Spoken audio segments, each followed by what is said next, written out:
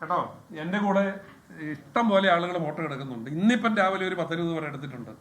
അപ്പോൾ അതിൽ നാളെ ആരെങ്കിലും കേസിൽ പെടുന്നവരുണ്ടോ എന്ന് അറിയാൻ എനിക്കറിയില്ല. ഞാനിത് 2013 കാലഘട്ടങ്ങളിലാണ്.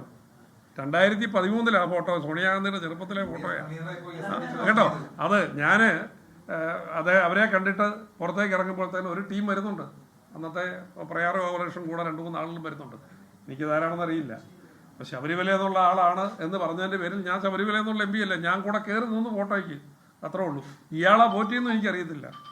ഈ 8-10 വർഷങ്ങൾക്ക് ശേഷമാണ് ആ ഫോട്ടോയാണ് ഈ പോറ്റി എന്നുള്ള അറിയുന്നത്, അത്രേ ഉള്ളൂ. എങ്ങനെ? അത് ഇന്ത്യയിലെ അവിടെ പുള്ളി അദ്ദേഹം മാത്രമല്ല, അതെനിക്ക് കൃത്യമായിട്ട് പറയാം. ഇന്ത്യയിലെ മുഴുവൻ പ്രധാനപ്പെട്ട കമ്മ്യൂണിറ്റിയുടെയും ആരാധനാലയങ്ങളിൽ നിന്ന്, ക്ഷേത്രങ്ങളിൽ നിന്ന്, പള്ളികളിൽ നിന്ന്, മസ്ജിദുകളിൽ നിന്ന്, ഇന്ത്യയിലെ വിവിധ മതങ്ങളിൽപ്പെട്ട ഡെലിഗേഷൻസ് അവരൊക്കെ ഡൽഹി വരുമ്പോൾ ആദ്യം ശ്രമിക്കുന്ന ഒരു അപ്പോയിൻമെൻറ്റ് സോണിയാഗാന്ധിക്ക് കിട്ടുമെന്നുള്ളതാണ്. അത് ഇന്ദിരാഗാന്ധി ഉള്ള കാലത്ത് എല്ലാ ദിവസവും രാവിലെ 9 മണിക്ക് ഈ ആളുകളെ കാണാൻ വേണ്ടി ഒരു ടൈം വെച്ചിരുന്നു. സോണിയാഗാന്ധി ഉള്ളപ്പോൾ അപ്പോയിൻമെൻ്റ് എടുത്ത് ആർക്കും കാണാം. അത് കാണാത്ത ആരെങ്കിലും ഉണ്ടോ? ഈ കേരളത്തിൽ ഏതെങ്കിലും കമ്മ്യൂണിറ്റിപ്പെട്ടവർ അവിടെ ചെന്ന് ഡൽഹിയിൽ ചെന്ന് സോണിയാഗാന്ധിയെ കാണാത്ത ഏതെങ്കിലും ഒരു കമ്മ്യൂണിറ്റി ഉണ്ടോ?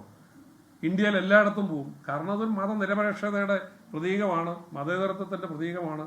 ഇന്ത്യ എല്ലാ ജാതിയിലും മതത്തിലും പെട്ട ആളുകൾക്കുള്ളതാണ് എന്നുള്ള ഉറച്ച വിശ്വാസമുള്ള ഒരു നേതാവാണ് സോണിയാഗാന്ധി. ആ നേതൃത്വമാണ് രാജീവ് ഗാന്ധിയുടെ കാലത്തും ഇന്ദിരാഗാന്ധിയുടെ കാലത്തും പണ്ഡിറ്റ് ജവഹർലാലിൻ്റെ കാലത്തും ഉണ്ടായിരുന്നത്. അതുകൊണ്ട് ഇന്ത്യയിലുള്ള ഏത് കമ്മ്യൂണിറ്റിപ്പെട്ട ആൾ ചെന്നാലും ഡൽഹി ചെല്ലുമ്പം ഒരു അപ്പോയിൻമെൻറ്റ് കിട്ടുമെന്ന് ചോദിക്കും. കാണാൻ തരപ്പെടുമെങ്കിൽ കാണും. അവർക്ക് രോഗം വന്നതിന് ശേഷമാണ് ഇപ്പോൾ ഇച്ചിരി അപ്പോയിൻമെൻറ്റ് കുറഞ്ഞിരിക്കുന്നത്. നേരത്തെ അങ്ങനെയല്ല, നേരത്തെ എല്ലാവരെയും കാണുമായിരുന്നു. അപ്പം രോഗത്തിൻ്റെ പരിമിതി ഉള്ളതുകൊണ്ട് അങ്ങനെ ആളുകളുമായിട്ട് ഇൻട്രാക്ട് ചെയ്യാൻ പറ്റാത്ത സ്ഥിതിയുണ്ട്. അത് അവർക്ക് ഒരു ഗുരുതരമായ രോഗത്തിൻ്റെ ബാധയിലാണെന്നുള്ളത് നിങ്ങൾക്കെല്ലാം അറിയാം. എന്തോ എന്തിനാ എന്നോട് ചോദിക്കുന്നത്? അങ്ങനെയുണ്ടെങ്കിൽ മുഖ്യമന്ത്രിയോട് ചോദിച്ചിട്ട് എന്നോട് ചോദിക്കാൻ പറഞ്ഞു. അല്ല, മുഖ്യമന്ത്രിയുടെ കൂടെ അല്ലേ ഏറ്റവും കൂടുതൽ ഫോട്ടോ കേട്ടോ. അല്ലല്ല, അത് അതിന് പ്രകാശിനോട് ചോദിക്കുന്നതിന് മുമ്പോഴും ഈ ഇൻഫർമേഷൻ എല്ലാം ഉള്ള മുഖ്യമന്ത്രിയോടായിരുന്നു ചോദിക്കേണ്ടത്. അത് ചോദിക്കാതെ പ്രകാശിനോട് ചോദിച്ചിട്ടുള്ള പ്രതിഷേധമായിരിക്കുള്ളൂ. അത് മാത്രമേ ചെലവഴിച്ചിട്ടുള്ളൂ. അത് നിങ്ങളല്ലേ പറയുന്നത്, ഞാൻ പറഞ്ഞില്ലേ.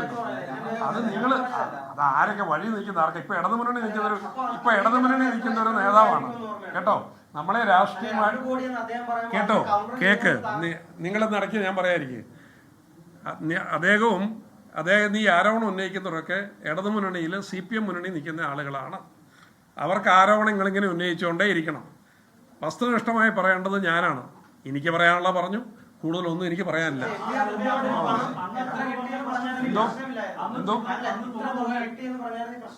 അതെല്ലാം പറഞ്ഞല്ലോ, അതെല്ലാം കൃത്യമായിട്ട് പറഞ്ഞു. ഇനി അതിന് ഞാൻ പറഞ്ഞതിൽ എന്തെങ്കിലും വ്യത്യാസം ഉണ്ടെങ്കിൽ അദ്ദേഹത്തിനൊരു നിയമപരമായ നടപടി സ്വീകരിക്കാം. അപ്പൊ അതിന്റെ കൗണ്ടർ ഞാൻ കൊടുത്തോളാം പറഞ്ഞു. അതല്ല, അതിന് കൃത്യമായിട്ട് പറഞ്ഞല്ലോ. നമ്മൾ തമ്മിൽ ഒരു മറയിൽ, നമ്മളൊക്കെ വളരെ അടുത്ത സുഹൃത്തുക്കളല്ലേ, ഒരു മറയില്ലല്ലോ. ഉള്ളതെല്ലാം ഞാൻ പറഞ്ഞല്ലോ, ഒരു കുഴപ്പമില്ല. ഇല്ല, അതെല്ലാം പറഞ്ഞല്ലോ. കിട്ടിയത് കൊടുത്തു എന്ന് പറഞ്ഞല്ലോ. ഇല്ല, അത് പറഞ്ഞു, അത് തിരിച്ചും കൊടുത്തു. ഇനി അതേ സംബന്ധിച്ച് എന്തെങ്കിലും കിട്ടാനുണ്ടെന്ന് പറഞ്ഞാൽ അങ്ങേർക്ക് രേഖാമൂലമായി നിയമപരമായി പരാതി കൊടുക്കാം. ആ പരാതിക്ക് അടിസ്ഥാനമായിട്ട് നിയമപരമായിട്ട് കാര്യങ്ങൾ നീങ്ങത്രേ ഉള്ളൂ. പിന്നെ തിരിച്ചു ചെല്ലുമ്പോൾ നിങ്ങൾ കൈരളിയുടെ ആളല്ലേ, ചെല്ലുമ്പം CPM ഓഫീസ് ചെന്ന് പുള്ളി എത്ര തന്നിരുന്നൊന്നും ചോദിക്കണം. എന്നോട് പറഞ്ഞിട്ടുണ്ട്. ഞാനത് ഇവിടെ പരസ്യമായിട്ട് പറയുന്നില്ല കേട്ടോ. അത് പറയുന്നില്ല. അതെ, അതുകൊണ്ട് എല്ലാ പാർട്ടിക്കാർക്കും പൈസ കൊടുക്കുന്ന ആളായിരുന്നു അദ്ദേഹം. UDF കാരനായിരുന്നെങ്കിലും അന്ന് UDF ആയിരുന്നു, ഇപ്പൊ LDF ആയിരുന്നു. അന്ന് എല്ലാ പാർട്ടിക്കും കൊടുത്തിട്ടുണ്ട്, എല്ലാ പാർട്ടിയും മേടിച്ചിട്ടുണ്ട്. അതൊക്കെ എല്ലാവർക്കും അറിയാം. അതുകൊണ്ട് കൂടുതൽ കേട്ടോ. അത്രേ ഉള്ളൂ. ആയിക്കോട്ടെ, എല്ലാവർക്കും സന്തോഷം. വന്നതിലും അന്വേഷിച്ചതിലും കാര്യങ്ങൾ തിരക്കിയതിനുള്ള നന്ദി. ഓക്കെ. തനിക്കെതിരെ ഉയർന്ന ആരോപണങ്ങൾക്ക് മറുപടി പറയുകയായിരുന്നു പത്തനംതിട്ട MP ആന്റോ ആന്റണി. അല്പം മുൻപാണ് നെടുമ്പറമ്പിൽ ഫിനാൻസിന്റെ ഉടമ NM രാജു അദ്ദേഹത്തിനെതിരെ ഗുരുതര ആരോപണം ഉന്നയിച്ചത്. 2 കോടി രൂപ 2019 തിരഞ്ഞെടുപ്പ് കാലത്ത് വാങ്ങുകയും എന്നാൽ ഒന്നും തിരിച്ചു നൽകിയില്ല, 20 ലക്ഷം രൂപ മാത്രമാണ് തിരിച്ചു നൽകിയതെന്ന ഗുരുതര ആരോപണമാണ് ഉന്നയിച്ചത്. പണം വാങ്ങിയിട്ടുണ്ട്, വാങ്ങിയത്രയും പണം തിരിച്ചു നൽകിയിട്ടുണ്ടെന്ന് ആന്റോ ആന്റണി MP പറയുന്നു. പക്ഷേ എത്ര രൂപയാണ് വാങ്ങിയത് തുടങ്ങിയ കാര്യങ്ങളിൽ അദ്ദേഹം കൃത്യമായ ഉത്തരം നൽകിയിട്ടുമില്ല. സോണിയാഗാന്ധിക്കൊപ്പമുള്ള ചിത്രത്തിലും അത് സ്വാഭാവികമായി പോയി കണ്ടതാണ്. സോണിയാഗാന്ധി ആർക്കും എല്ലാവർക്കും കാണാം എന്നുകൂടി ആന്റോ ആന്റണി MP പറഞ്ഞു വയ്ക്കുന്നു. ഇപ്പോൾ ഉയർന്ന ആരോപണങ്ങൾ രാഷ്ട്രീയ പ്രേരിതമാണ് എന്നുകൂടി അദ്ദേഹം പറയുന്നുണ്ട്. ലോകത്തെവിടെയായാലും ഏത് സമയത്തും 24 വാർത്തകളും ഓഗ്മെന്റഡ് റിയാലിറ്റി പാക്കേജുകളും എക്സ്പ്ലെയിനറുകളും വിശദമായി കാണാൻ ഞങ്ങളുടെ യൂട്യൂബ് ചാനൽ നിങ്ങൾക്ക് സബ്സ്ക്രൈബ് ചെയ്യാം.